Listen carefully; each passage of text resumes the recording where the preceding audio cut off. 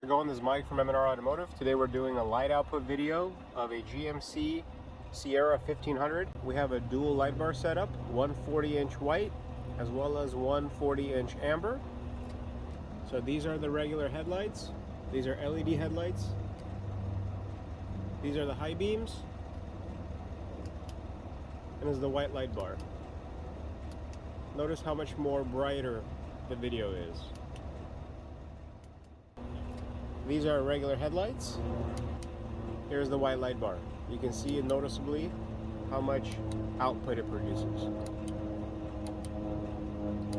Now I'm going to also turn on the amber.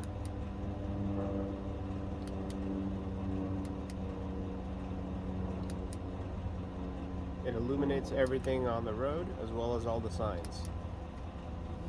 So here I'm going to turn this off. Amber. White light bar.